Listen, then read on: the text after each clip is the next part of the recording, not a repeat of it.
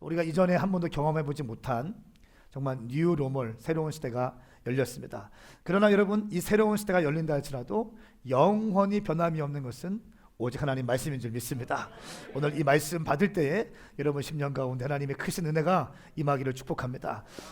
오늘 말씀은 브레이크트루 8번째입니다. 국가적 차원의 영적 전쟁, 대한민국의 부르심을 회복하자.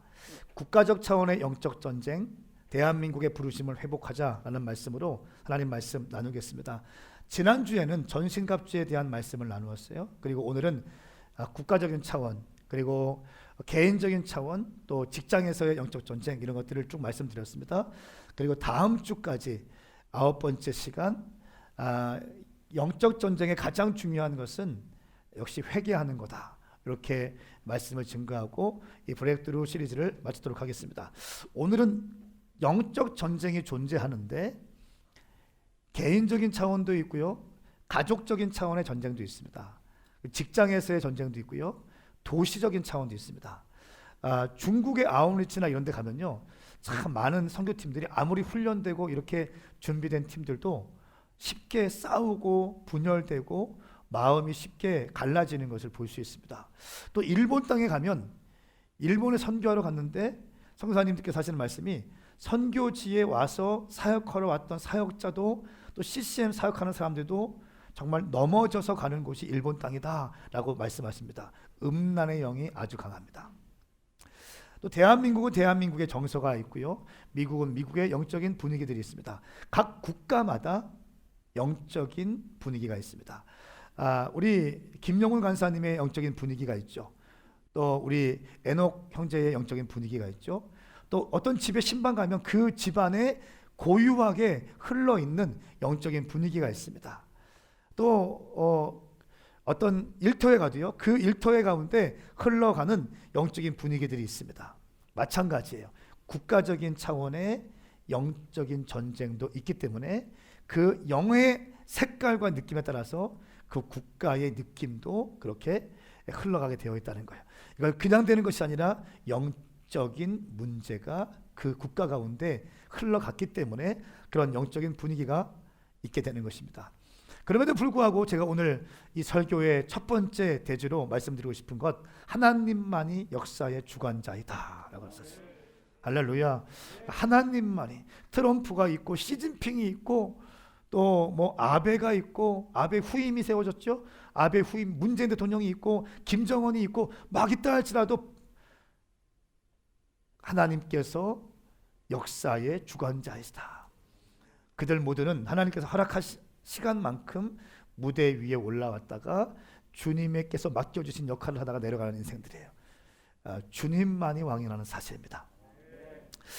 저는 오늘 말씀을 통해서 이스라엘을 통해서 어떻게 주님께서 역사하셨는지, 어떻게 또 어둠의 영들이 이스라엘의 데스티니를 막기 위해서 영적인 공격을 퍼부었는지를 나누고 싶어요. 그리고 이 땅 대한민국 가운데도 어떠한 어둠의 영들이 우리 대한민국의 데스티니, 부르심을 완수하지 못하기 위해서 어떠한 방해들이 있었는가에 대해서 말씀을 나누고 싶습니다. 그러니까 전체적인 그림이 영적 전쟁이라는 관점으로 말씀을 들으시면 되겠습니다.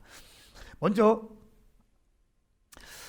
출애굽 때 애굽에서 노예로 살던 이스라엘 백성들이 이제 아이를 많이 낳게 되고요, 아이들이 발육 상태가 아주 강하기 시작했습니다. 그래서 커지기 시작하고요, 많은 사람이 태어났습니다. 이것을 본 바로가 위협감을 느꼈습니다. 이 노예로 끌려온 이스라엘 백성들이 애굽에 있는 사람들보다 더 많이 왕성하게 성장하고 인원이 늘어나는 것을 보고 두려워하기 시작했습니다. 그러면서 히브리 산파에게 이렇게 얘기합니다. 시브라와 또 부하에게, 너는 지금 아이가 태어나면, 남자가 태어나면 다 죽여라. 여자 아이들만 살려놓아라. 이렇게 명령합니다. 그런데 말씀을 잘 읽어보니까 이 시브라와 부하가 여호와를 경외함으로 바로의 말보다 하나님의 말씀을 더 잘 지키기 시작합니다. 그래서 그 바로의 말에 순종하지 않습니다.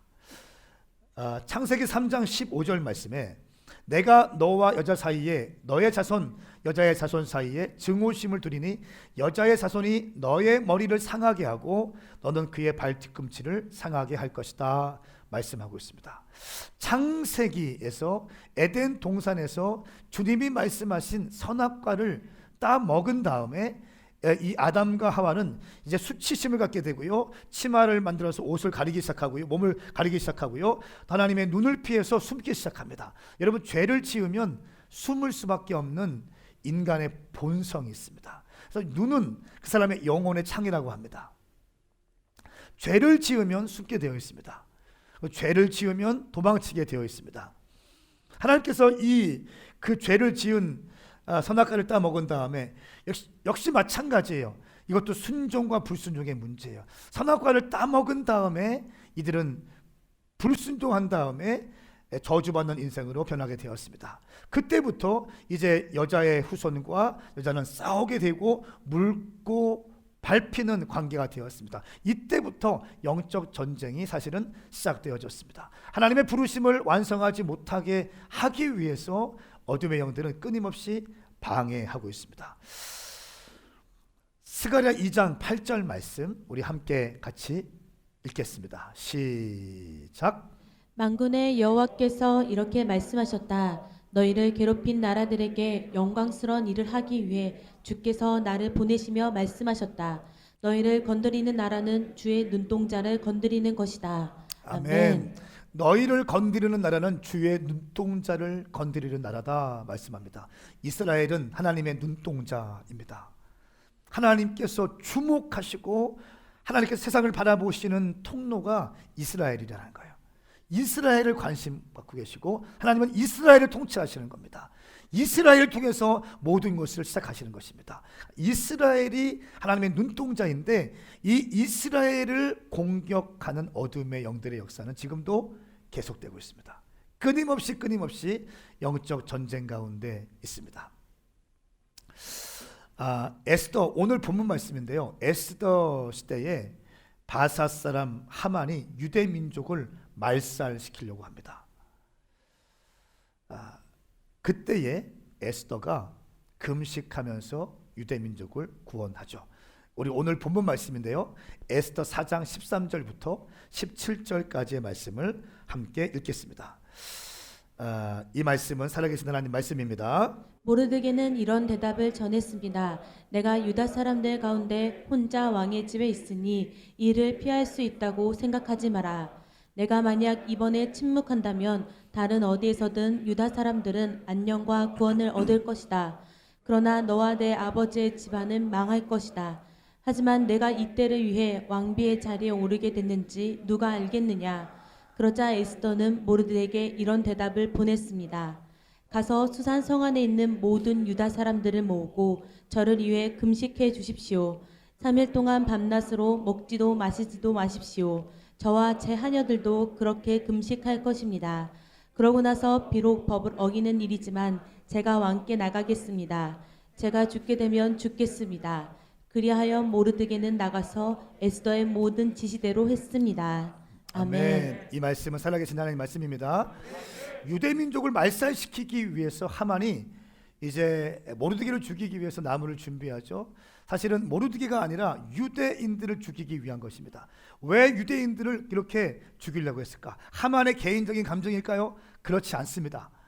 이스라엘 땅 가운데 유대인들 가운데 태어나시는 메시아를 이 땅에 태어나지 못하게 하기 위해서 사탄이 역사하고 있는 겁니다.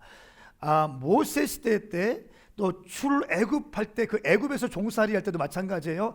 바로가 이 태어나면 나일강으로 집어 던져라 라고 했던 것은요, 그냥 아이를 이스라엘 사람들이 지금 부흥되고 있고 많아지고 있기 때문에 단순히 그런 차원이 아니라 이 유대 민족 가운데 태어나실 그 메시아 예수 그리스도가 이 땅에 태어나는 것을 막기 위해서 바로 가운데 역사했던 영이에요. 또 에스더 시대에도 바사 사람 하만에게 유대 민족을 말살시키려고 했던 이유는요, 그냥 유대 민족과 감정이 상해서가 아니라 유대 민족을 통해서 다시 이 땅 가운데 초림하시는 메시아의 이 땅에 오심을 막아내기 위한 사탄의 전략이었어요. 하나님께서 에스더를 통해서 역사하시죠. 금식하면서 죽으면 죽으리라 하면서 결단의 신앙을 가지고 이 문제들을 돌파해 버립니다. 이 말씀은 조금 더 뒤에 나누도록 하겠습니다. 또한 세 번째는 로마의 헤롯 왕이 예수님의 탄생을 막기 위해서 2살 이하의 남자를 죽입니다. 그래서 예수님은 그때 피신하게 되는 거죠. 왜 그랬습니까? 예수님이 이 땅에 메시아로 오시는 것을 막기 위해서요. 예수님은 이 모든 사탄의 방해에도 불구하고 이 땅 가운데 초림으로 오십니다. 할렐루야. 이 땅 가운데 오셔서 예수 그리스도의 복음을 선포하십니다. 모든 사람들이 구원받을 수 있는 합법적인 통로를 만들어 놓으십니다. 예수의 십자가의 사건을 믿으시면 그 어떤 사람도 천국 갈 수 있습니다. 모든 사람들이 구원받을 수 있는 구원의 통로를 만들어 놓으시는 거죠. 십자가의 사건을 만들어 놓으십니다. 자, 그리고 예수님이 이제 부활하셨습니다. 승천하셨습니다. 예수님이 이제 하늘에 계십니다. 그러면 그 다음부터는 사탄들이 어떻게 역사하냐면 예수님께서 만들어 놓으신 구원의 통로인 십자가의 사건을 믿지 못하게 하기 위해서 믿고 있는 유대인들 또 믿는 크리스찬들을 공격한다는 것입니다. 이것이 사탄의 역사이고 전략이에요. 기원 후 64년도에 네로 황제가 그리스도인들을 희생양으로 선택하고 핍박하기 시작합니다. 기원 후 64년도에 로마의 대화재가 일어났습니다. 엄청난 화재가 일어났습니다. 이 사람이 미치광이었답니다. 자기가 불질렀다고 그래요. 더 아름다운 로마를 건설하기 위해서 자기가 불질렀다는 거예요. 그런데 그 모든 것들을 유대인들, 크리스찬들에게 이 모든 것을 떠넘깁니다. 기독교인들이 불을 태웠다는 소문을 만들고 또 그 네로 황제는 희생양을 그리스도인들로 삼습니다. 이때부터 로마 사람들이, 로마 시민들이, 로마 군인들이 그리스도인들, 예수 믿는 사람들을 잡아 죽이고 화형을 시키고 길거리에 불을 질러서 밤 거리를 비추는 등대로 만들어버리고 이런 일들이 있습니다. 이때 그리스도인들 어떻게 했습니까? 핍박을 피해서 지하로 들어가서 땅굴을 파고 들어갔고 거기서 예배하기 시작했습니다. 거기서 연약한 여인들 또 불황아들 이런 사람들에게 복음을 증거하기 시작합니다. 지하 묘지인 카타콤에서 은거하면서 로마의 노예와 여성들 약자들을 대상으로 전도하기 시작합니다. 엄청난 핍박에도 불구하고 그들은 순교의 신앙을 가지고 복음을 증거합니다. 그러면서 이 기독교인들의 교세는 점점 확장되어집니다. 심지어 로마의 원로회까지 황실까지 복음이 침투하게 되는 거예요. 할렐루야. 여러분, 언제나 기독교의 역사는요, 외부의 핍박이 있었지만 외부의 핍박이 올 때보다 더 강하게 주님을 믿는 사람들이 일어났다는 사실인 것입니다. 할렐루야. 문제는 뭐냐면 내부의 분열이 있을 때가 문제인 것이에요. 외부의 핍박은 우리가 함께 순교하면서 함께 순교의 피를 흘리면서 함께 주님 나라에 선신할 수 있습니다. 문제는 내부의 분열이 올 때가 문제라는 사실인 겁니다. 또한 10세기 십자가군은 유럽 국가를 정복하고 유대인들을 학살하기 시작했습니다. 이슬람과 기독교 간의 비극적인 증오의 역사는 기독교의 성지인 예루살렘에 십자군이 입성하면서부터 본격적으로 가시화됩니다. 이 십자군들은요, 예루살렘 성 안에 남아있던 모든 사람들을 다 학살하게 됩니다. 그리고 하나님을 모독한 이교도에 대한 징벌이라고 굳게 믿고 있었고 이 학살은 입성 후에 무려 6주간 계속되옵니다. 예루살렘 성 안에 있는 모든 사람들을 죽이기 시작합니다. 이때 통계에 의하면 기독교권에 있는 사람들은 약 4만 명이 죽었다. 그리고 아랍권에서 기록된 내용에 보면 7만 명이 죽었다. 이런 통계가 있습니다. 또 10세기의 십자군은 예루살렘을 탈환하기 위해서 원정을 떠나면서도 유럽 국가 안에 살고 있던 유대인들을 먼저 학살하고 회당을 불태우고 그러면서 이제 전쟁을 치러 나가는 겁니다. 이 전쟁, 유럽 국가들은 18세기에 이르기까지 유대인들에게 신을 죽인 자라는 죄명을 덮어씌워서 자국 내의 정치적인 불안을 해소하는 희생양으로 삼기도 했습니다. 예수 그리스도를 못 박아 죽였던 유대인들, 예수 그리스도를 못 박여 죽였다는 사실, 그것을 역으로 이용해서 유대인들을 학살하게 됩니다. 그 흐름 가운데 20세기 중반에 독일의 히틀러가 등장합니다. 이 사람이 어떻게 했습니까? 유대인의 600만 명을 학살했습니다. 이 당시 독일 인구의 90%가 기독교인이었답니다. 히틀러가 600만 명의 유대인들을 학살할 때 독일 인구의 90%가 기독교인이었다는 사실. 히틀러 혼자 하는 게 아니에요. 독일 모든 사람들이 합세한 겁니다. 독일의 신학자들, 사실은 독일의 교회들, 독일의 정치인들, 독일의 지식인들이 히틀러의 주장을 뒷받침하기 시작했어요. 우리가 이스라엘에 가시면 홀로코스트 박물관이 있습니다. 가보신 분들은 알겠지만 유대인들이 600만 명이 죽어간 흔적들이 그 박물관 안에 다 담겨져 있습니다. 딱 들어가면 건물은 최첨단으로 되어 있는데 딱 들어가면 죽음의 영이 그냥 느껴져요. 거기에 너무 오래 있으면 이게 혼미해지더라고. 거기에 가서 보시면 그 죽어가면서 신었던 사람들이 신발을 모아놓은 거죠. 신발을 모아놨어요. 그 사람들, 유대인들 학살해서 비누를 만들기도 하고요. 비누를 만들어서 또 그 사람의 기름을 짜서 등불을 밝히는 오일로 사용하기도 하고요. 여러분, 이 600만 명이 학살되는데 독일 땅에서 그때 크리스천 인구가 90%였다는 사실.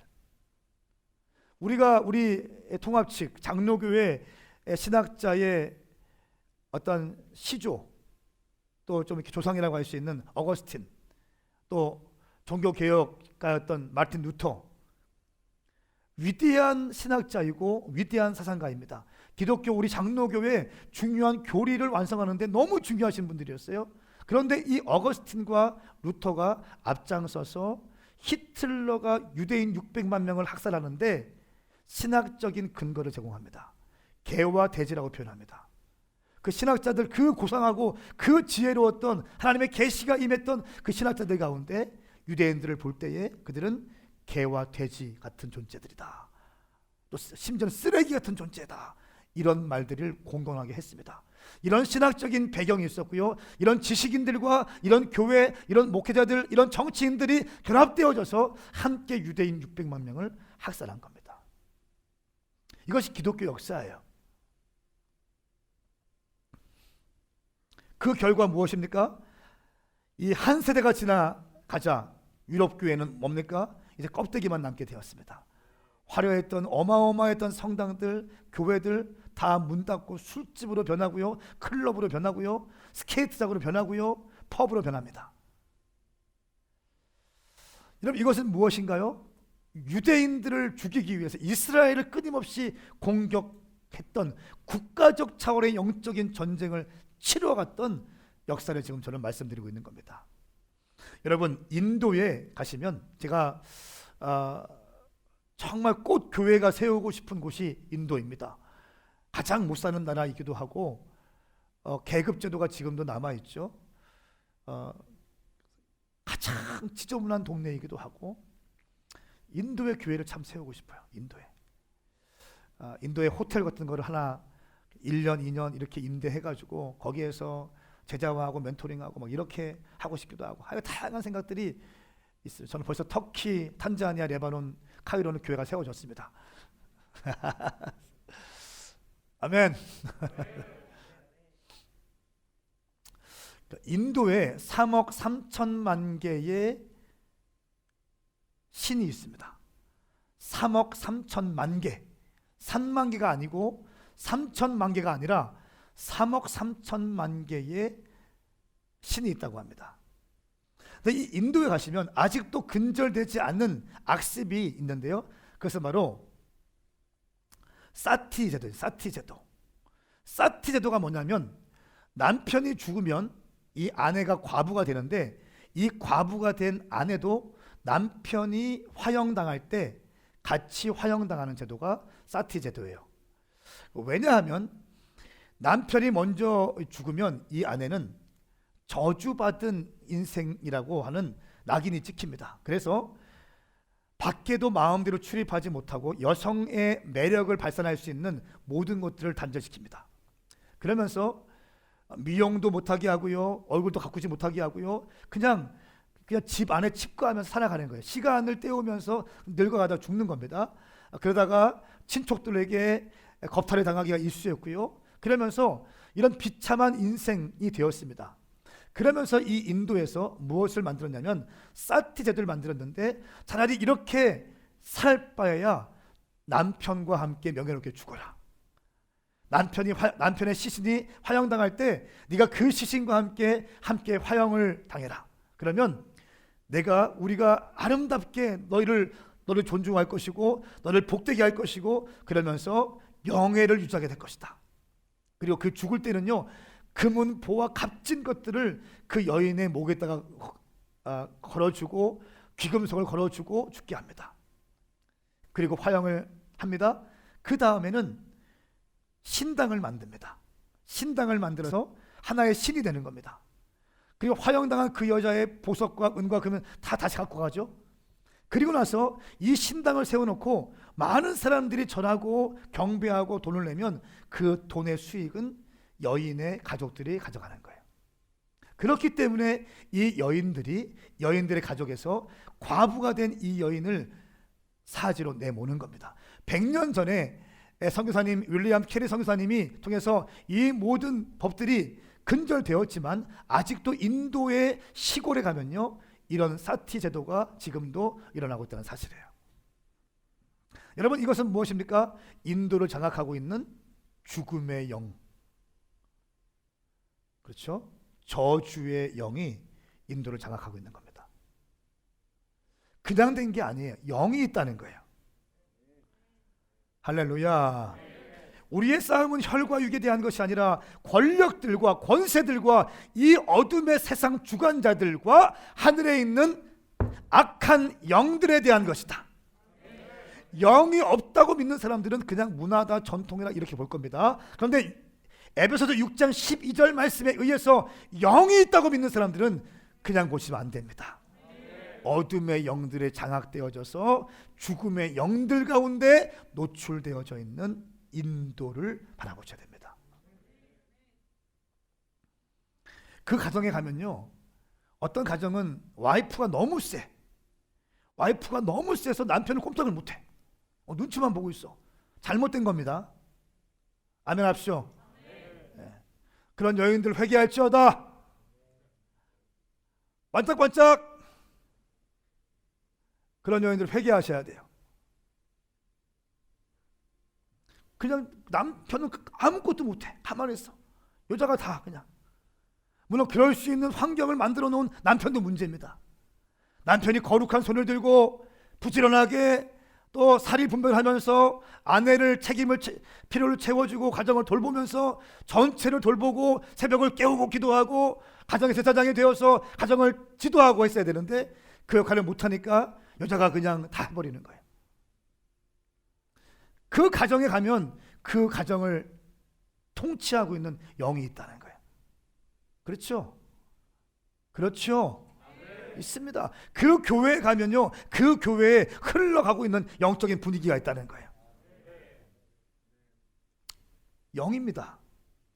우리 대한민국, 제가 오늘 이스라엘과 대한민국에 대한 것들을 좀 얘기하고 싶은데요, 대한민국의 부르심을 방해하고 있는 영적인 공격이 있다는 거예요. 우리 대한민국은 조선왕조 500년 유교의 역사를 자랑합니다. 유교의 역사예요. 아주 좋습니다. 이리 오너라. 비가 와도 안 뜁니다. 채통이 있어야죠. 유교의 문화.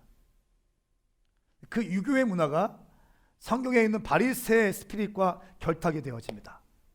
그리고 종교주의가 되고요, 형식주의가 되고, 그래서 종교의 영으로 교회 가운데 강력하게 역사하는 교회가 있어요.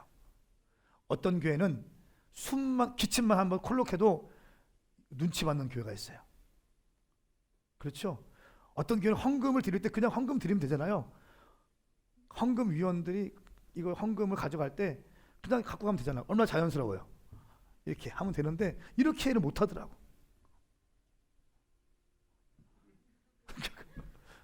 이렇게 하고 갖고 가는 교회도 있어요. 신발 벗고 강대상에 올라야 되는 신발 벗을 때에도 흐트러지지 않아. 막. 그럴 수도 있지만 기침도 콜록도 못해. 여러분, 교회 안에 거룩이라는 이름으로 둔갑되어져서 스트롱홀즈가 견고한 진이 되어 있는 종교의 스피릿이 있습니다. 종교의 영은요, 하나님을 만날 때 부자연스럽게 해요. 여러분, 교회는 하나님의 집입니다. 저의 교회론의 핵심이에요. 교회는 하나님의 집이다. 기쁨이 있는 거예요. 즐거움이 있어야 되는 것입니다. 축제가 되는 것입니다. 눌려있어. 가정에 가면 무서운 아버지가 있으면 막 눌려 눈치 보잖아요. 막 아빠가 오면 다 숨고. 건강한 집은 아닙니다. 교회도 마찬가지. 즐거움이 있어야 돼요. 자유가 있고 축제가 있어야 되는 겁니다. 두 번째, 1938년도에 이제 일제 치하 안에 있으면서 신사 참배를 통한 우상 숭배를 집단적으로 합니다. 이것은 개인적 차원의 우상 숭배가 아니고요, 도시와 가족적 차원의 우상 숭배가 아니라 한국 교회 전체가 집단적으로 우상 숭배를 하는 행위였습니다. 신사는 일본의 민간 종교인 신도의 사원입니다. 일제가 민족 말살 정책의 하나로 강요한 것입니다. 일본의 민간 종교인 신도의 사원으로 일본 왕실의 조상신이나 국가 공로자들을 모셔놓은 사당 앞에 가서 내가 헌신맹세 충성 봉사하겠습니다 라고 고백하는 겁니다. 거기 가서 절하는 겁니다. 그리고 심지어는 신도 침대라고 해서 한강과 또 부산의 어떤 강에 가서요, 우리가 예수님 앞에서 예수의 이름으로 세례받으면서 나는 죽고 주님 삽니다, 이전 것은 지나갔으니 나는 새롭게 되었습니다 라고 하는 고백을 하는 것처럼 침례까지 받습니다. 일본의 우상 숭배 영합에 가서 전할 뿐 아니라 그들의 이름으로 침례까지 받습니다. 누가요? 한국교회 목사님들과 장로님들이, 대표자들이. 이런 일들이 한국 땅 가운데 있었어요. 모든 교단의 교회들이 다 거기에 굴복합니다. 신사참배 거부로 인해서 투옥된 사람은 약 2천여 명에 이른다고 합니다. 나는 목에 칼이 들어와도 신사참배 없어, 안 해! 이런 믿음의 지조를 가지고 순교당하신 분들이 있고요, 투옥된 사람들이 2,000명, 그리고 신사참배를 거부하면서 교회가 문 닫게 된 교회가 있다는 거예요. 그런 교회가 200개 교회. 저는 우리 오메가 교회가 200개 교회 안에 들었으면 좋겠어요. 미국에 가시면 동성애 때문에 그 교단이 동성애 때문에 동성애를 인정했습니다. 동성애에 대한 설교를 못하게 됐어요. 그러니까 이 교회가 아주 큰 교회고요, 앞서가는 교회인데 건물까지 있는 교회예요. 보통 건물을 교단 이름으로 해놓거든요. 교단 탈퇴해버립니다. 수백억의 교회 건물을 그냥 버려버리고 이 사람들은 무일푼으로 교회 성도들이, 교회 당의 장로님들이 나와요. 강당을 빌려서 학교 교실을 빌려서 예배하기 시작합니다. 아멘은 돈이 없으니까 쉽게 아멘하지만 수백억을 버린다는 게 쉬운 겁니까? 장년들 쉬워요, 어려워요? 우리 김희영 셀, 우리 집에서 예배하시는 분들 어려워요, 쉽습니까? 어렵습니다. 어렵습니다. 수백억을 버리는 거예요. 딱 포기하고 우리는 동성애에 대한 동의하지 않는다. 저는요, 우리 오메가 교회가 이런 교회 되었으면 좋겠어요. 네. 여러분들은 아멘 쉽게 하죠. 작년들은 쉽지 않다니까요.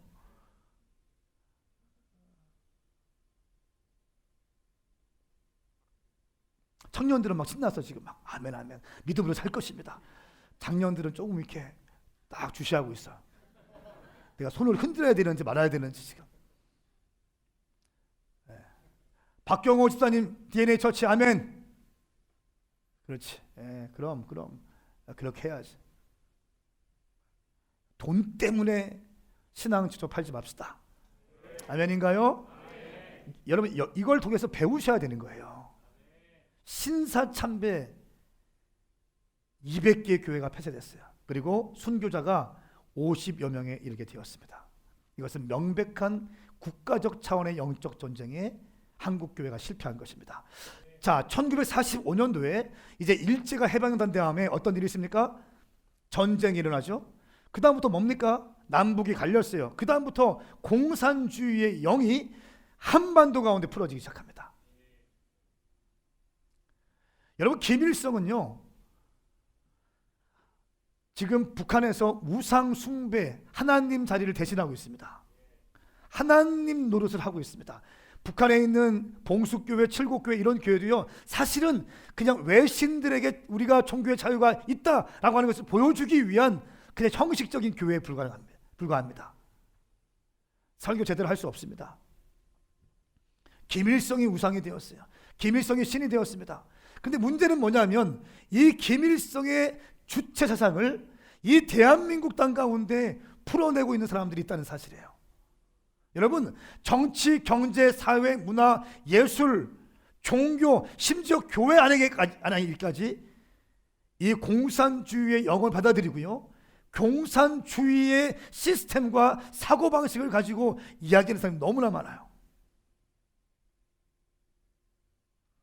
아니, 이 땅 대한민국 가운데 얼마나 많은 사람들이 고난당하고 있습니까? 얼마나 많은 사람들이 어려움 당하고 있습니까? 또 북한에 여러분 얼마나 많은 사람들이 죽임을 당하고 있습니까? 순교 당하고 있습니까? 자기의 그 친척을 기관총으로 난사해서 쏴 죽이고, 그렇죠? 3대 세습해버리고, 지금도 수천만 명의 사람들이 지하 감옥에서 개와 돼지와 같은 취급을 당하면서 인권 최악의 국가 1위, 몇 년 동안이나 인권에 대해서 최악이라고 평가받는 나라 1위 북한. 개와 돼지와 같은 짐승 같은 삶을 살고 있는 수천만 명의 사람들이 북한에 있는데 거기에 대해서는 아무런 말도 못해요. 인권이라는 얘기 말 못합니다. 공평, 공정 이런 얘기 못합니다. 미사일을 쏴도 미사일이라고 말도 못합니다. 발사체라고 얘기합니다. 안타깝습니다. 안타까워요. 포퓰리즘에 빠져서 정치, 경제, 사회, 문화, 예술 깊숙한 곳에 침투해 있습니다. 교회 안에도 있다고 좀 봐요. 여러분, 하나님의 말씀을 말씀대로 보시길 축복합니다. 이것이 안 되면요, 공산주의의 영이 조금씩 대한민국을 삼킬 것입니다. 저는 그렇게 봅니다. 정신 차리고 있어야 돼. 깨어 있어야 되는 거예요. 깨어 있어야 됩니다. 김일성을 우상 숭배하고 신격화해서 예배하는 북한 주민들, 거기에 동조하면서 이 땅의 정치인들이라고 하면서도 안타깝습니다. 그리고 또 이쪽에 사람 너무 지혜가 없어요. 이게 똥인지 돼지인지 뭐 무슨 할 말 안 할 말 가리지 못하고 그냥 감정적으로 성급하게 말을 막 내뱉기 시작합니다. 사랑하는 여러분, 우리 깨어 있읍시다. 이 흐름을 보셔야 됩니다. 보셔야 됩니다. 또 이 국가적인 영적 전쟁을 지금 치르고 있는데요, 2002년도에 우리가 한일 월드컵을 경험했죠. 거기서 가장 기억남는 게 뭡니까? 붉은 악마예요. 붉은 악마, 치우천왕이라고 하는 이 붉은 악마. 여러분, 이 치우천왕이라고 하는 저 악마는요, 무슨 뭐 전설 속의 장군이고 왕이래. 나중에 보니까 도깨비의 조상이래. 도깨비의 조상의 힘을 빌어서 한일 월드컵 때 좋은 결과를 내고 싶어하는 사람들이 만들어 놓은 작품이에요. 그런데 문제는 뭐냐면 이 치우천왕이 그려져 있는 티셔츠를 입고, 여러분 기억나십니까? 그 빨간색 불 들어오는 야광불, 귀엽게 해가지고 뿔 딱 해가지고 교회 안에 이틀을 있고요. 교회 안에서 얼마나 많은 교회들이 스크린을 통해서 월드컵을 봤습니까? 심지어 어떤 교회는 축구하기 전 기도도 해. 대한민국 이기게 하여 주시옵소서. 이기게 하여 주시옵소서. 아멘 하고 보지만 여기 티는 다 이 도깨비의 어둠의 영을 상징하고 어둠의 영을 뿔을 달고, 여러분 교회가 깨어있지 못하면 이런 짓을 한다는 거예요. 깨어있지 못하면 전통이라는 이름으로, 문화라고 하는 이름으로, 예술이라고 하는 이름으로 이렇게 우리가 미혹당할 수 있다는 것입니다. 여러분, 그리고 그 월드컵 때 얼마나 성적인 타락이 있었습니까? 성적으로 처음 보는 젊은이들이 그냥 뒤엉켜서 술 먹다가 성적인 범죄를 저지르고요. 하나님이 기뻐하지 않습니다. 그리스도 대학교 총장을 지냈던 임성택 교수님은 이렇게 얘기했습니다. 1983년도에 멕시코 세계 축구대회에서 우리 팀이 아무도 예상치 못하게 4강에 올라갔습니다. 그때 외국의 언론들이 우리를 붉은 악령들이라고 호칭했습니다. 그래서 이제 이 악령들이라는 이름이 붉은 악마로 번역되어지면서 공식 서포터즈 명칭으로 지정되었습니다. 그리고 그들의 상징은 치유천왕이다. 이들은 치유천왕의 힘을 의지해서 보이지 않는 악한 영의 역사, 악한 영의 힘을 의지하려고 한다. 이런 의미에서 치유천왕을 앞세운 응원은 이미 치유천왕에 대한 제사의식이 되어버린 셈이다. 이렇게 임성택 교수님이 칼럼을 쓴 적이 있습니다. 무엇보다 붉은 악마는 응원단으로서의 명칭으로는 곤란하다. 악마는 모든 귀신들의 우두머리로서 성경에 사탄, 옛뱀, 붉은 용으로 불리기 때문이다. 여러분, 우리가 요한계시록 말씀할 때, 영적 전쟁 말씀할 때 사탄, 마귀, 붉은 용, 옛뱀이라고 말씀드렸습니다. 이것이 바로 이 악마라는 것입니다. 그러니까 이 악한 영의 힘을 빌어서 대한민국을 외치면서 함께 어깨동무하고 하는 것, 문화라고 하는 이름으로, 스포츠라고 하는 이름으로 우리가 너무나 쉽게 받아들였던 것이라는 거예요.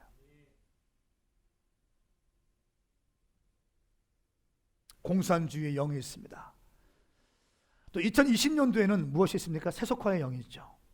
세속화의 바람이 불고 있습니다. 이기주의가 있습니다. 나밖에 몰라요. 권위 질서 안 중요하게 생각합니다. 교회가 뭔지 몰라요. 내 마음에 감동 주셨대. 내 혼자 움직여. 그러니까 맨날 뭡니까? 고아와 같이 움직이는 거예요. 고아와 같이. 권위 질서를 몰라. 왜? 공동체를 모르기 때문에. 왜? 이기주의가 강하기 때문에. 내 마음대로 움직이기 시작합니다. 소비주의가 있습니다. 만몬의 영이 꽉 장악하고 있어요. 저는 그래서 의도적으로 집회를 나가면요 거의 11조 얘기합니다. 저는 항상 그래요. 우리 교회에서는 좀 덜하는 거야. 집회 나가면 항상, 왜? 이것이 한국교회 성도들을 잡고 있는 스피릿이기 때문에, 요거를 깨야 되기 때문에, 요거를 깨야 그 심령이 돌파가 되기 때문에. 정말 그렇습니다. 제 집회 가운데 뒤집어지고 은혜 받고 깨어져서 주님께 극단적으로 헌신하는 사람들 많습니다. 제가 어제 우리 의준 형제 채원자매 주례를 했습니다. 너무 제가 결혼식 많이 주례했는데 참 제 마음에 너무 기억에 남는 주례였어요. 약간 스몰 웨딩 같은 느낌으로 했어요. 코로나 때문에 많은 사람도 초청하지 못하고 우리가 함께 줌으로 또 함께하고 기도했는데, 거기 가운데 마지막 주례사하고 기도할 때 주님께서 복음 전도에 대한 말씀을 선포했어요. 이 시간 예수 믿지 않는 사람들이 있다면 다 예수 믿게 하여 주십시오. 길과 진리요 생명이신 예수님을 받아들이게 하여 주시옵소서. 그리고 예수 믿다가 지치고 낙심된 사람이 있다면 다시 한번 주님을 뜨겁게 사랑할 수 있는 새 힘 부어 주시옵소서. 그리고 나서 이제 밥 먹으러 가려고 했는데 한 아주머니가 저한테 오시는 거예요. 아주머니 저한테 말씀한, 저 의준이 고모인데 오늘 말씀 듣고 너무 큰 힘이 되었습니다. 눈에 눈물이 글썽글썽 하시면서 너무 큰 힘이 되었습니다. 제가 예수 믿다가 지쳤는데 오늘 목사님 말씀 듣고 얼마나 감사한지 모르겠습니다. 다시 달려갈 힘을 받게 되었습니다. 할렐루야. 할렐루야. 사랑하는 여러분, 우리 가운데 역사하고 있는 어둠의 영들을 정확히 뽑아내서 이것을 깨뜨리는 것이 영적 전쟁인 것입니다. 당신 인생 가운데 스며들어온 어둠의 영들을 품고 살지 마십시오. 어둠의 영들을 끊어내시고 분리시키시고 깨뜨리시기를 축복합니다. 이것이 영적 전쟁이라는 거예요. 여러분 가운데 우울한 영이 있습니까? 우울한 사람이 있습니까? 습관적으로 반복적으로 부정적인 말하는 것에 익숙한 사람이 있습니까? 이 시간 나사렛 예수님의 이름으로 명하노니 모든 부정적인 입술은 깨어질지어다. 떠나갈지어다. 모든 불면증은 떠나갈지어다. 우울증은 떠나갈지어다. 가위 눌림은 떠나갈지어다. 불순함도 떠나갈지어다. 게으름도 떠나갈지어다. 떠나갈지어다. 영이요, 영. 이것을 깨뜨리는 거예요.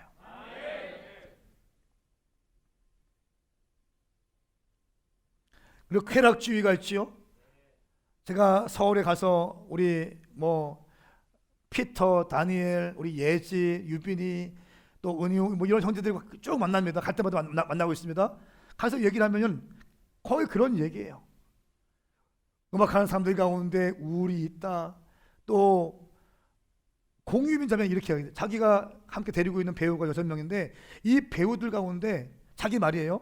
정상적인 게 없대. 자기가 제일 정상적이래.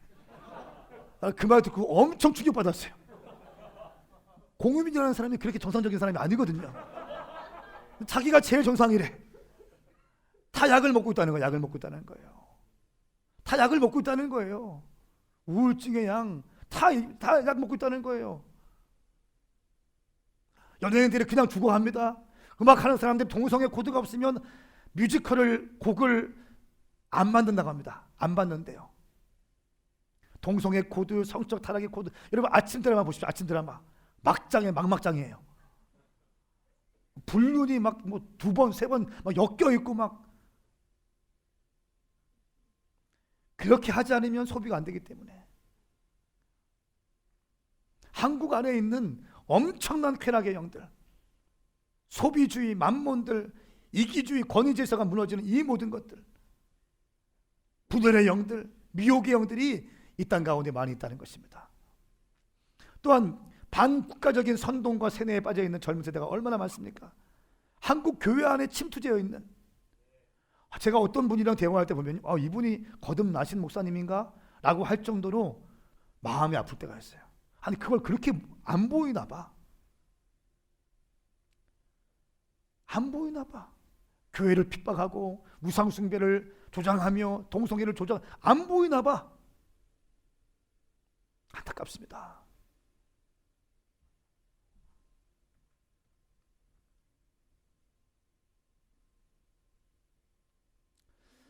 여러분 왜 이렇게 이스라엘이 국가적인 영적인 공격을 받을까요? 왜 이 땅 대한민국이 이런 국가적인 6.25 동란 일제 또 신사참배 또 이 붉은 악마 이런 것들을 통해서 왜 우리가 이렇게 공격을 당할까요? 한 가지예요. 어둠의 영들은요 당신의 부르심을 완수하지 못하기 위해서 당신을 공격하는 거예요. 예수님이 태어나지 못하게 하기 위해서 수많은 어린아이가 죽은 거예요. 심지어 예수님이 태어나기 직전에 네로 황제도 헤롯도 그렇게 어린아이를 죽이라고 한 거예요. 예수님이 태어나셨습니다. 십자가 지셨습니다. 모든 사람들이 구원받을 수 있는 통로를 만들어 놨어요. 그 다음부터 뭡니까? 예수 믿는 사람들을 잡아 죽이는 거예요. 예수를 믿지 못하게 하기 위해서. 심지어 내가 믿고 있다고 하는 사람들에게도 불신을 심어주는 거예요. 분쟁을 심어주는 거예요. 분열을 심어주는, 그로 인해서 서로 싸우게 만들고 믿음이 식어지게 만들어버리는 것입니다. 어둠의 영들의 역사예요. 여러분 우리 소형자매의 부르심을 완수하지 못하기 위해서 어둠의 영들이 공격할 수 있다는 거예요. 이 땅 대한민국의 부르심을 완수하지 못하기 위해서 어둠의 영들이 공격하고 있다는 거예요. 이스라엘의 부르심, 하나님의 눈동자, 우리 목사님께서 오늘도 말씀하셨습니다. 나팔절이에요. 주의 다시 오심을 예비하는 본격적으로 뉴 시즌 마지막 시대를 알리고 주의 재림을 알리는 나팔절 절기 가운데 우리가 있습니다. 절기가 시작되었는데도 이것을 모르고 그냥 넘어가는 거예요. 알지 못하는 거죠. 깨어있지 못합니다. 일주일에 한번 교회 나오면 헌금 좀 하면 나는 신앙생활 잘하고 있다 속이게 만들어버리는 거예요. 믿지 않는 자들에게는 믿지 못하게 역사합니다. 그리고요, 믿었다고 믿는 사람들에게는 뜨겁게 믿지 못하게 만들어버립니다. 내가 잘 믿고 있다고 착각하게 만들어버려요. 속이는 겁니다. 속이는 거예요. 이 시간 성부와 성자와 성령의 이름으로 선포하는 것은 모든 참다는 영들이 예수의 이름으로 깨어날지어다. 깨어날지어다. 깨어날지어다. 그러면 어떻게 국가적인 차원의 영적 전쟁에서 하나님은 승리하시는 방정식이 있더라고요. 말씀을 보니까 어둠의 영들은 막 공격하는데 하나님이 역사적으로 반복적으로 그 국가적인 데스티니를 완성하는데 일하셨던 패턴이 있습니다. 첫 번째는 신실한 믿음의 사람을 통해서 다음 세대를 준비하십니다. 그러니까 한마디로 말하면 신앙 전수를 이뤄내세요. 그 믿음의 불을 다음 세대 가운데 흘러갈 수 있도록 하십니다. 오늘 에스더를 일으켜내기 위해서요, 모르드게가 에스더를 양육합니다. 2장 7절 말씀 보시면 모르드게는 하다사 곧 에스더라는 사촌 여동생이었습니다. 그녀는 부모가 없어서 모르드게가 기르고 있었습니다. 소녀는 아름답고 사랑스러웠습니다. 부모가 죽자 모르드게가 그녀를 자기 딸로 삼았습니다. 친척이었는데 양녀와 같이 자기 딸로 삼은 겁니다. 그리고 나서요, 이 모르드게가 20절 말씀, 2장 20절, 한편 에스더는 모르드게가 그녀에게 당부한 대로 자기 집안과 민족에 대해 밝히지 않았습니다. 포로 출신이거든요. 에스더는 자신을 키워준 모르드게의 가르침을 계속 따르고 있었습니다. 무슨 말인가? 모르드게가 에스더를 멘토링하고 있었다는 거예요. 왕비가 되기 전부터 왕비가 된 다음에도 멘토링을 하고 있는 거예요. 왕비가 된 다음에 멘토링 시작하면 늦습니다. 왕비가 되기 전에 아무것도 없을 때부터 멘토링이 들어가는 거죠. 할렐루야. 사람을 키우는 겁니다. 신앙을 전수하는 겁니다. 이런 사람들이 우리 교회에서 일어날지어다. 저는 추석 끝난 다음에 우리 교회에서 준비하는 것 가운데 조셉 컴퍼니가 있어요. 조셉 컴퍼니. 비즈니스 하는 사람들이 있습니다. 그 사람들을 중심으로 해서 저와 함께 토요일 날 아침에 미팅을 갖습니다. 그러니까 말씀을 통해서 돈을 왜 버는지, 사업을 왜 하는지 함께 멘토링합니다. 그리고 사업을 꿈꾸고 있는 젊은이들 같이 불러 모아서 사업하는 사람들과 멘토와 멘티 관계를 연결시켜 줍니다. 그들이 함께 저와 함께 일주일에 한 번씩 토요일 아침에 미팅을 하는데 굉장히 제가 중요하게 여기는 시간일 겁니다. 멘토링 할 거예요. 당신 돈 왜 버는가? 그 돈은 누구 건가? 돈의 목적은 무엇인가? 할렐루야. 이거 왜 합니까? 마지막 때를 준비하기 위해서는. 사업하시는 분들 아멘.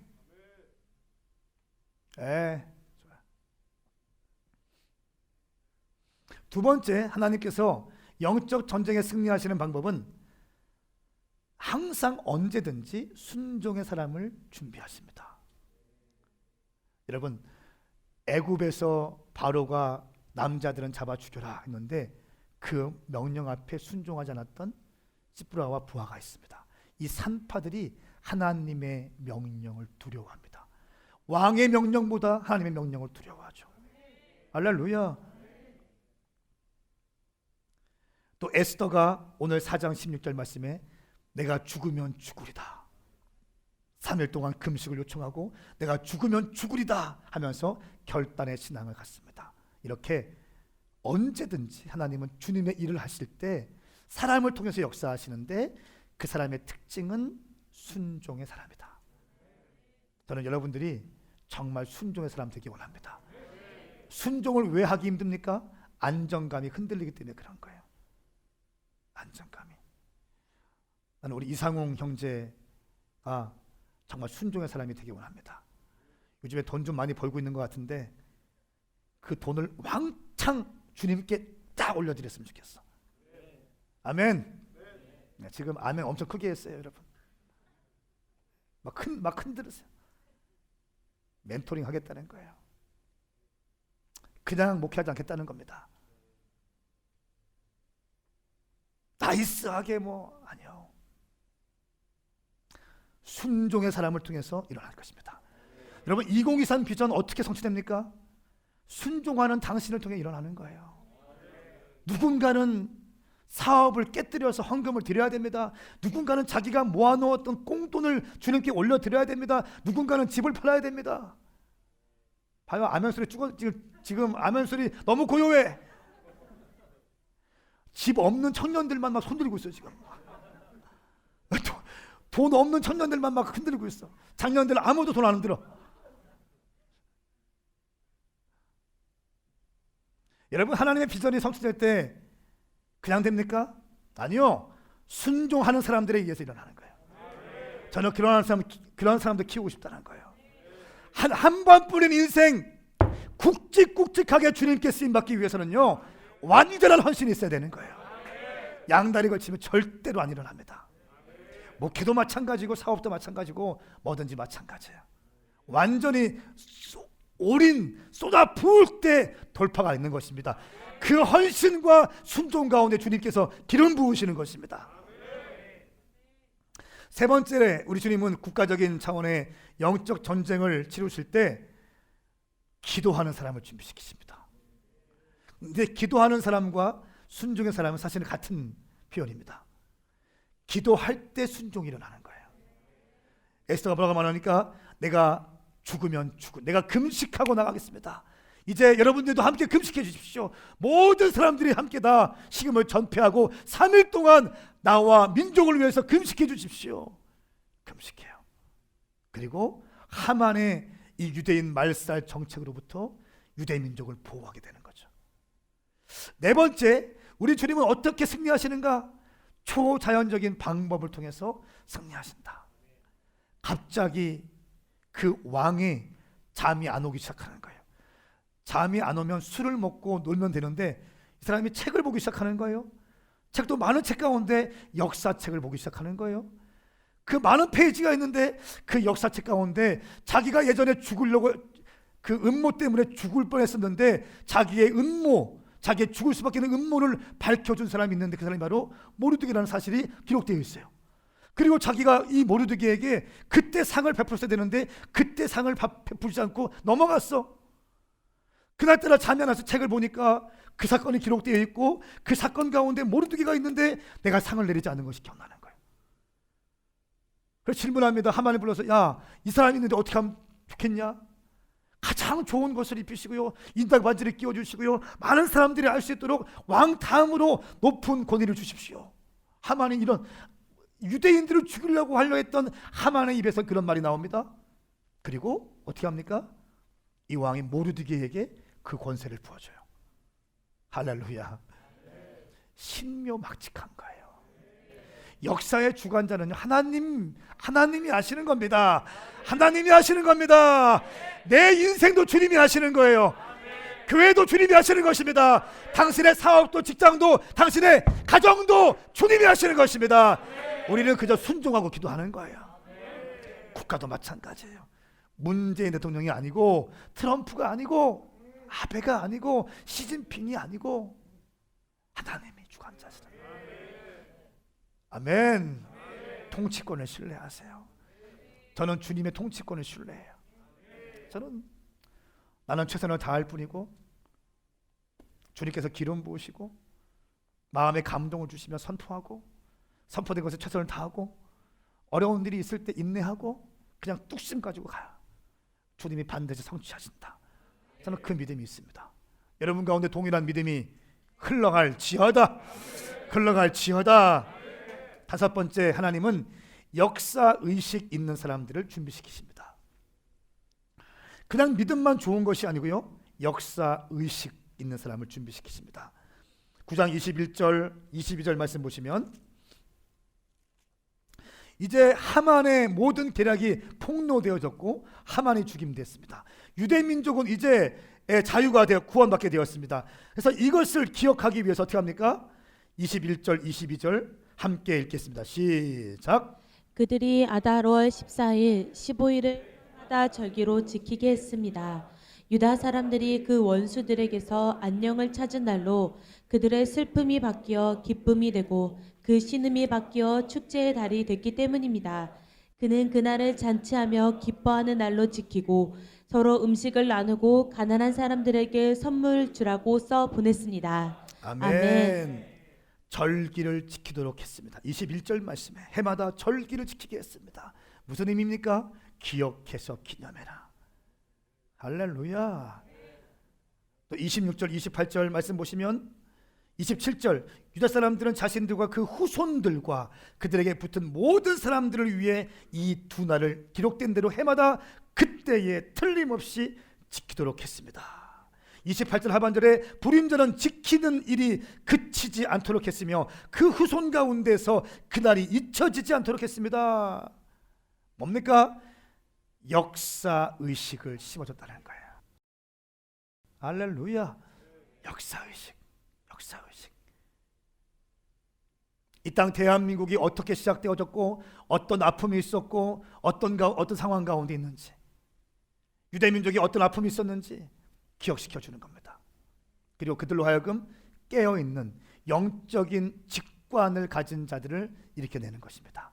시대를 보는 눈을 만들어내야 됩니다. 할렐루야.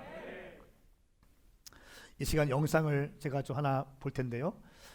이 영상은 참 마음 아픈 영상입니다. 아까 말씀드렸던 신사참배와 관계된 영상인데 그 영상을 보시고 우리 함께 좀 기도하고 더 나아갔으면 좋겠습니다.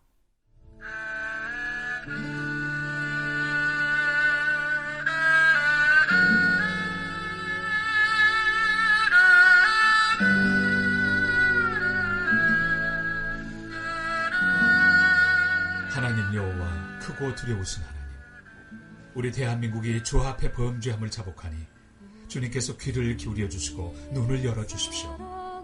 주님께서 1907년 평양의 부흥의 축복을 주셨는데 우리는 바로 그 땅에서 하나님을 저버리고 우상에게 절하기로 결의했습니다. 이제 평양은 하나님의 영광이 떠나 공산주의 정권의 수도가 되어버렸습니다.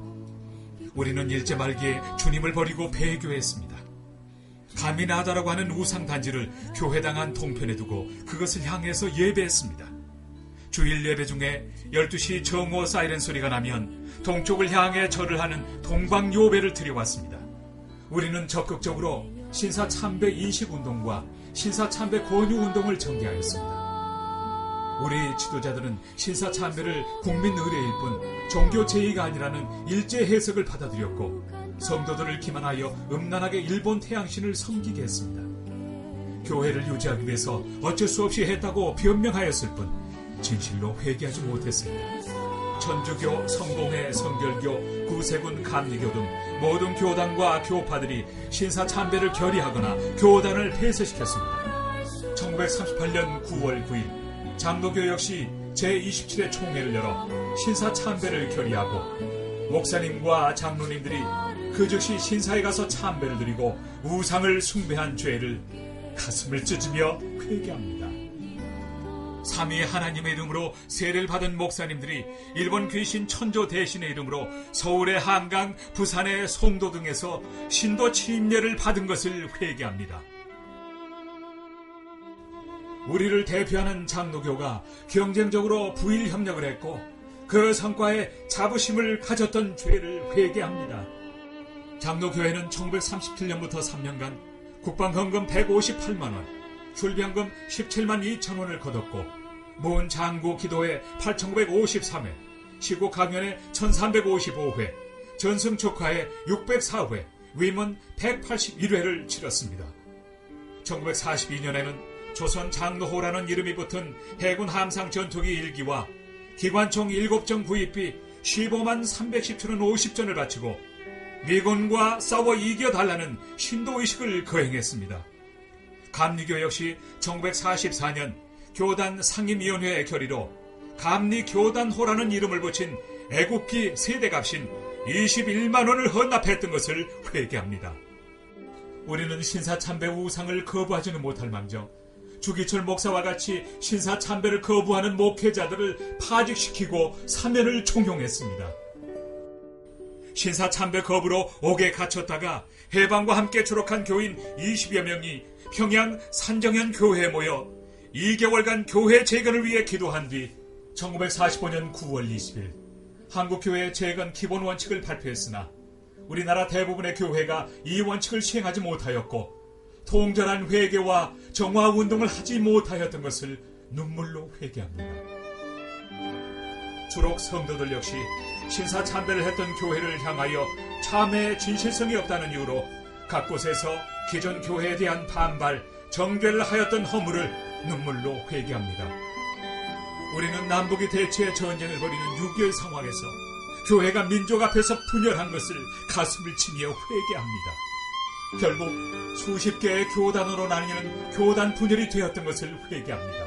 한국교회는 1946년 장로교 남부총회에서 1954년 39회 대한예수교 장로회 총회가 그나마 신사참배 결의를 취소하는 성명서를 냈지만 한국교회 전체의 결정이 아니었습니다. 템플턴상 수상자리에서 고 한경진 목사는 자신의 신사참배를 참회했습니다. 저는 하나님 앞에서 여러분 앞에서 죄인감을 안고 큰 죄를 많이 지었습니다. 신사참배를 하는 사람은 하나님을 버리고 얼굴을 돌이켜 여호와의 성소를 등졌습니다. 일본 태양신의 우상들을 섬김으로 그것이 저희에게 올무가 되었습니다. 1907년 평양에 불었던 강력한 부흥의 역사가 참된 회개에서 시작된 것을 알고 있습니다. 오 주여, 우리를 용서하여 주시옵소서. 주의 명성을 돌보시어 지체하지 마시고 한반도에 성령의 바람이 불어 부흥의 역사가 일어나게 하여 주시옵소서.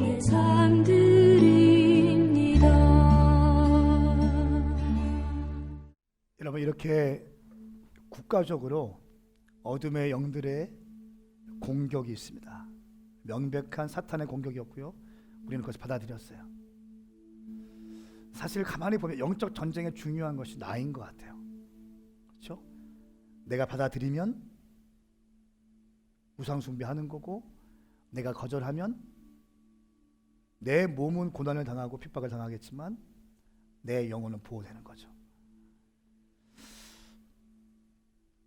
왜 어둠의 영들이 이렇게 국가적으로 공격하고 또 개인에게 공격할까요? 말씀드렸습니다.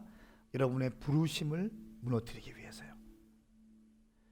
어둠의 영들이 저를 무너뜨리기 위한 것은 다음 세대와 청년 살리라고 부름받은 저를 그 일을 하지 못하기 위해서 저를 공격할 거예요. 대한민국의 부르심은요, 기도에 있습니다. 통성기도, 코리안 스타일 프레이어는요, 전 세계 모든 사람들이 알고 있는 거예요. 주여, 주여 할 때 이 안에서 이 민족적 한과 주여가 결탁되어져서 주여 하면 이 한의 역사가 나오면서 막 모든 아픔과 눈물과 고난, 이 모든 것들을 뚫어낼 수 있는 힘이 되기 시작하는 거죠. 이 코리안 스타일 프레이어. 그렇게 기도의 유업이 있던 대한민국 새벽 예배, 여러분 전 세계 나가 보십시오. 새벽 예배하는 교회 한국 교회밖에 없습니다. 철야하는 교회도 거의 한국밖에 없습니다. 이렇게 기도에 열심이고, 전 지금도 기억나. 우리 아이 엄마가 아기를 포대기에 업고 아기 목이 뒤에 갔는데도 막 기도하고 있는 모습들, 무릎에 앉아서 무릎 꿇고 기도하는 그 어머니의 기도. 대한민국은 기도하는 부르심이 있습니다. 할렐루야. 또 한 가지, 대한민국은요, 교회 개척의 부르심이 있습니다. 중국 사람들은 항상 나가면 식당을 차립니다. 대한민국 사람들 몇 명 있으면 교회를 차리더라고요. 교회를 세우더라고요. 할렐루야. 이 기도와 교회 개척, 한마디로 말하면 선교입니다. 대한민국은 선교의 부르심이 있는 교회예요. 그렇기 때문에 예수님 받아들인 지 불과 반세기도 지나지 않아서 선교 파송, 인구 대비 선교 파송 1위가 되었어요. 지금은 아니지만. 사랑하는 여러분, 이 땅 대한민국 주님께서 이 땅에 만들어 놓으실 때는요, 다시 오실 주님의 길을 예비하고 깨어서 기도로 준비하고 깨어있는 주의 강력한 교회들을 개척하기 위해서 이 땅 대한민국 세워주셨습니다. 잘 먹고 잘 살고 좋은 빌딩 세우고 이거 아닙니다. 우리 대한민국이 부강한 나라 되고 이거 아닙니다. 이거 하기 위해서 우리 예수 믿게 한 것이 아니라 주의 길을 예비하기 위해서요. 저는 우리 대한민국 모든 성도들이, 모든 청년들이, 모든 장년들이 대한민국을 위해서 기도할 수 있게 축복합니다. 좀 일어나시겠습니다.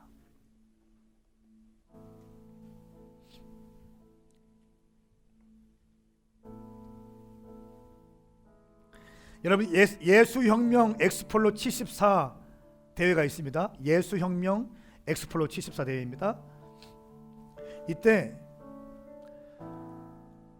그 당시 개신교 인구가 270만 명이었대요. 270만 명이었는데 그때 참석한 사람들이 32만 3,419명이래요.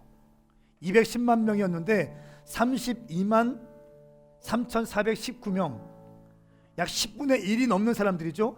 이 사람들이 5박 6일간 민족 복음화와 전교인 전도 훈련이라는 타이틀을 가지고 서울 여의도에 모였어요. 10분의 1, 대한민국 크리스찬 10분의 1이 모인 거예요. 학교 73곳과 광장 등의 천막을 치고 거기서 숙식을 하기 시작합니다. 그리고 낮에는 전도 훈련을 받고 밤에는 대각성 전도 집회를 했다는 겁니다. 그리고 밤에는 철야하면서 또 기도했대요. 5박 6일 동안. 또 길거리에서 복음을 증거하기 시작하고요. 그런데 이때 예수혁명 1974년도에 예수혁명 이 집회 때 7가지의 큰 목적이 있었답니다. 7가지의 목적. 첫 번째는 예수의 지상 명령인 전도의 폭발점을 만든다. 이번 집회가 그냥 은혜 받고 끝나는 것이 아니라 지상 명령인 전도의 폭발점을 만든다. 첫 번째. 두 번째는 전 민족 복음화를 위한 전 신자 정예와 훈련. 전 민족의 복음화를 위해서 이곳에 모인 모든 사람들이 정예와 훈련을 받은 강력한 군사와 같은 성도들로 만든다. 세 번째, 참 제가 좋아하는 표현인데 사도행전적 교회 부흥의 폭발점을 형성한다. 사도행전적 교회 부흥의 폭발점을 만든다. 네 번째, 예수혁명 운동을 세계적 차원으로 폭발시킨다. 다섯 번째, 학생, 청소년 등의 신앙 운동에 새로운 동기를 유발한다. 여섯 번째, 사랑의 새 물결을 일으킨다. 일곱 번째, 전도를 위하여 크리스찬의 힘을 총화 집약한다 라고 하는 목표가 있었습니다. 그냥 단순한 집회가 아니었습니다.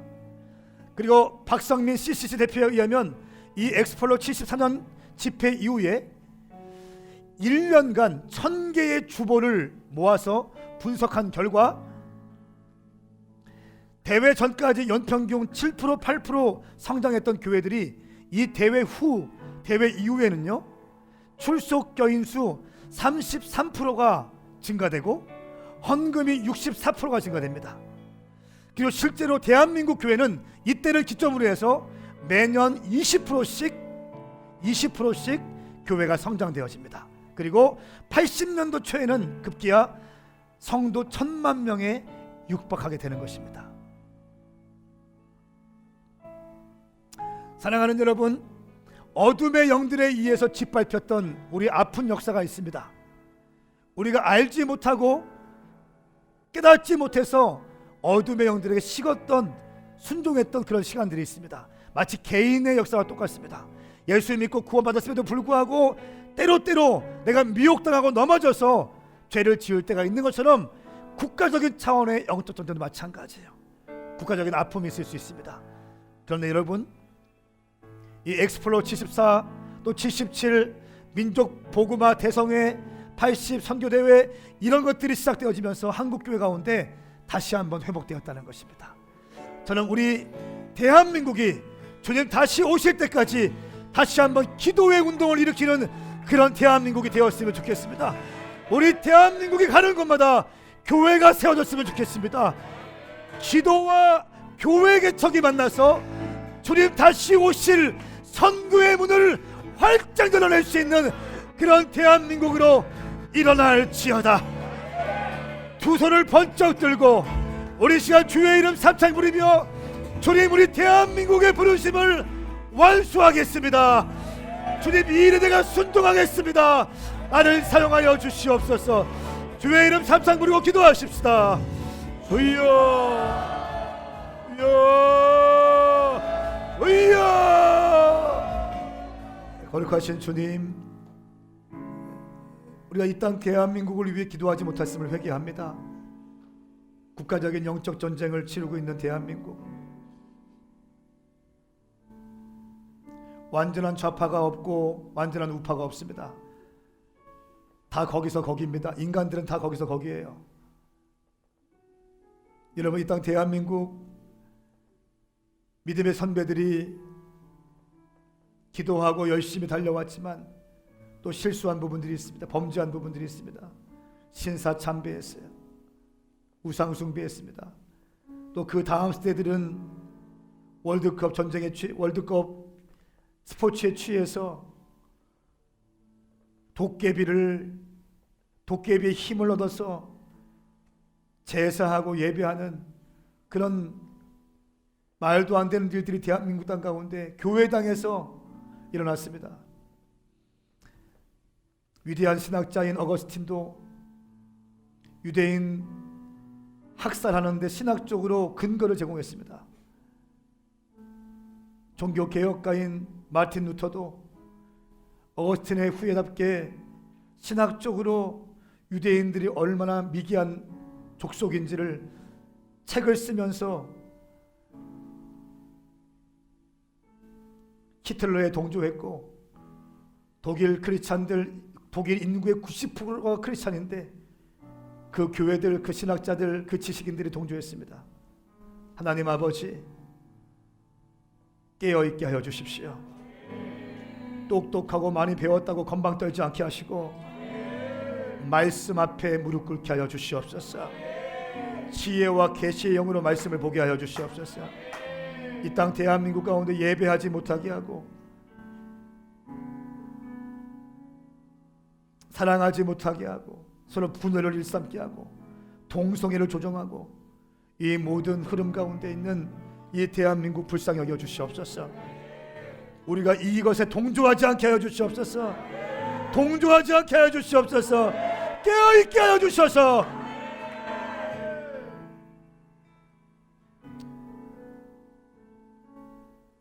완전한 좌 완전한 우도 없습니다. 오직 주님만이 완전하십니다. 말씀만이 완전하십니다. 말씀에 비추어 보아서 우리의 인생을 주님께 올려드리게 하시고 이 땅 대한민국이 건강하고 마음껏 예배하고 기도하며 선교회에 나갈 수 있는, 교회 개척할 수 있는 그런 아름다운 영적 분위기가 형성되어지게 하여 주시옵소서. 이를 위해서 우리가 기도하게 하여 주십시오. 기도하지 않으면 판단하지 않게 하여 주십시오. 기도하지 않고 하는 판단들, 논쟁들, 주장들 다 사라지게 하여 주시옵소서. 감사합니다. 주님 고맙습니다. 주님 사랑합니다. 예수님의 이름으로 축복하며 기도하옵나이다. 아멘. 할렐루야. 그렇게 인도하실 주님을 찬양합니다.